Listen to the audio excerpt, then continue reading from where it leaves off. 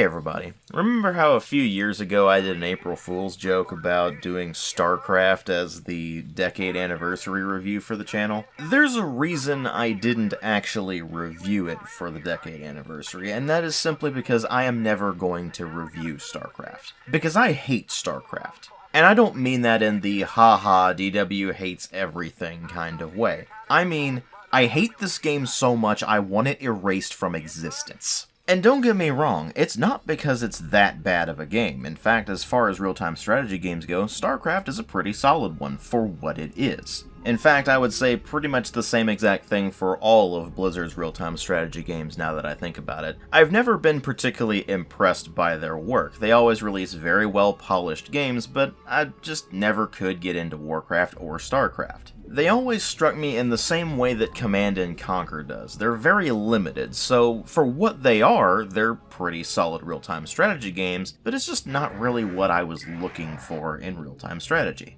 When it comes to strategy games, I've always gravitated more towards historical strategy, and that led me over to Age of Empires, and I maintain that Age of Empires 2 is my gold standard for traditional base-building real-time strategy games, and it still remains to this day my favorite real-time strategy game. I actually ended up not playing StarCraft until a few years after it came out. I borrowed a copy from a friend, and I just wasn't impressed by it. It wasn't bad or anything, but I found it, again, very limiting. The difficulty seemed completely wonky and all over the place. Like, the campaigns were fine, but then I went into skirmish mode, and the AI just completely demolished me. I was like, what the hell's going on? So I messed around with it for a while, I played a bit of the campaigns, and then I gave that copy of the game back to the friend I borrowed it from, having found myself utterly baffled by the sheer amount of hype that had been generated around StarCraft. I mean, people were acting like it was the best thing in the universe, and it was just okay. Thing is, I missed out on the thing that really propelled StarCraft into the stratosphere, and that was the multiplayer. You see, at the time StarCraft released, and for a fair few years after that, I didn't really have an internet connection capable of handling online games very well. The thing is, in the case of StarCraft, that's actually more of a blessing than a curse, because playing StarCraft online is misery. I know things are a bit different with regards to StarCraft 2 because they have more of a ranking system and that sort of thing, but with StarCraft 1 in particular, you were just thrown into the deep end. If you went online with that and you just played against somebody random, then you found out very quickly that StarCraft's online is extremely cutthroat. You cannot play it casually.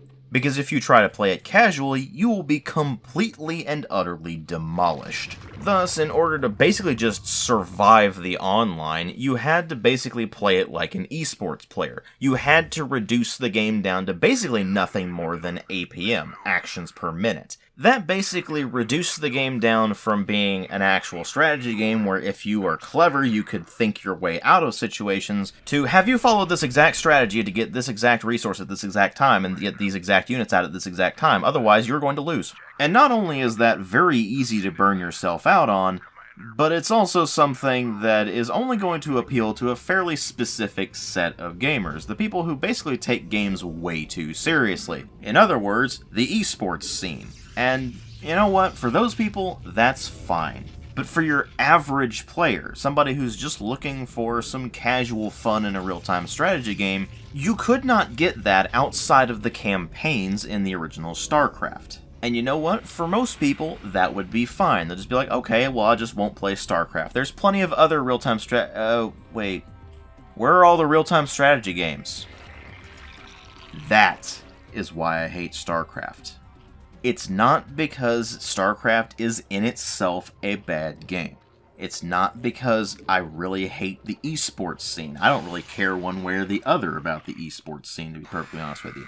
What I care about is that it effectively killed the traditional base-building real-time strategy game. Because after StarCraft came out and was a mega hit, the industry took notice, and so you started to see more real-time strategy games coming out that were trying to copy elements of StarCraft. But what these developers didn't really seem to understand is that people who played StarCraft played it because it was StarCraft. It was that very specific experience that they were looking for. And if you're releasing rather similar games onto the market, the people who are playing StarCraft, if they're even going to consider that other game at all, are going to look at it, see that it's similar, and go, But I've already got this. Why would I bother with that when I already have this? And as for those of us who weren't into StarCraft, we looked at the other games that were coming out that were similar to StarCraft and went, that's too similar to this other game. We're not interested in that. We're interested in other experiences. And thus, the traditional base-building real-time strategy game basically devolved into the point where there were only 3 names on the market: StarCraft, Age of Empires, and Command & Conquer. And if your game was a traditional base-building real-time strategy game that wasn't part of one of those 3 franchises, then its prospects were pretty grim. Hell, even Blizzard's own franchise, Warcraft, couldn't keep up with StarCraft. Think about it this way. StarCraft 1, not even StarCraft as a franchise, just StarCraft 1, has sold over 11 million copies worldwide. Warcraft 3, which came out after StarCraft, 3 million copies worldwide. Now, of course, for a while, that didn't really stop developers from trying to create new franchises or trying to make new real-time strategy games, but they didn't really get very far with it, and over time, publishers just started to see real-time strategy games as more of a liability than an asset. Sure, there were certain franchises that were not traditional base-building real-time strategy games that would actually do pretty decently for themselves, like, say, the Homeworld series, or even some that were a bit of an odd hybrid of more of a tactics game, but also with some base-building elements, like, say, Dawn of War, or Company of Heroes. Or, of course, if your game was a really niche title to begin with, you could still do well in those niches. But if you're talking about more traditional base-building real-time strategy games, more along the lines of Command & Conquer, StarCraft, Warcraft, Age of Empires, stuff like that, then it effectively just withered in the shadow of the giants. But the sad part about that is that even the giants themselves gradually withered over time, except StarCraft. You see, Command & Conquer gradually sputtered out and died over the years as EA kept screwing it up.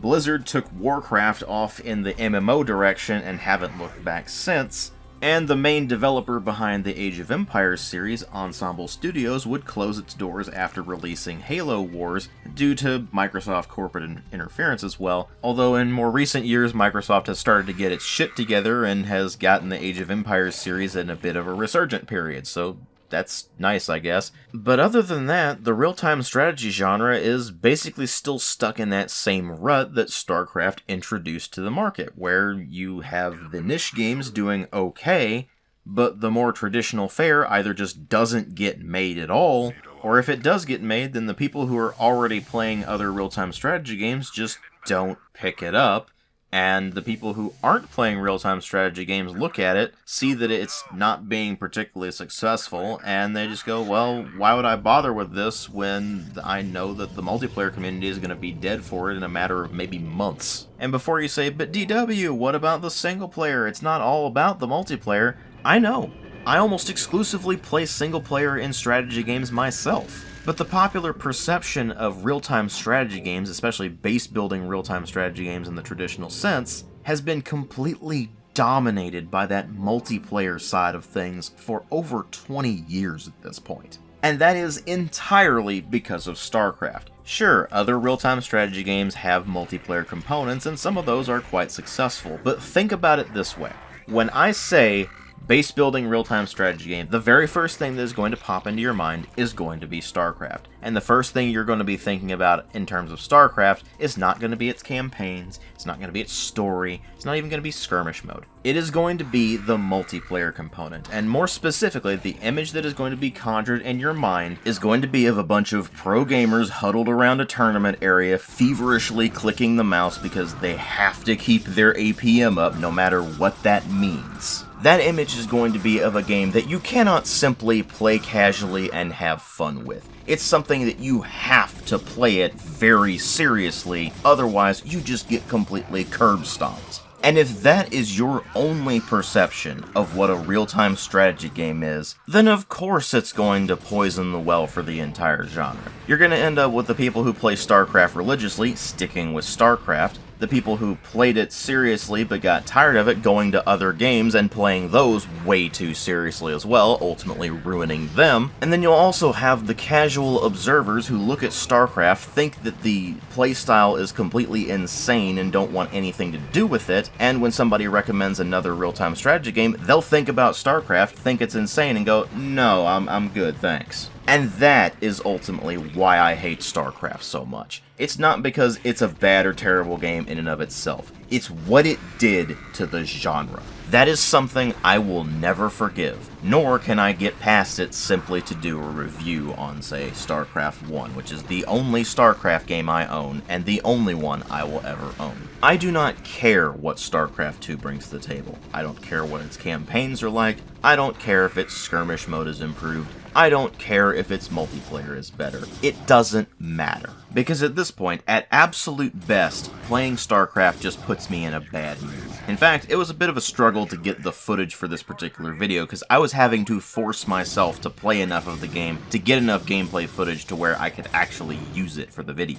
And that is, of course, in turn, why you will never see me review StarCraft on this channel, or StarCraft 2 for that matter, or any other game in the StarCraft franchise, if they ever even make another one. I simply hate it so much that I cannot be objective enough to do a review on it, so I'm just not going to. And there is absolutely nothing anyone can say or do that will change that.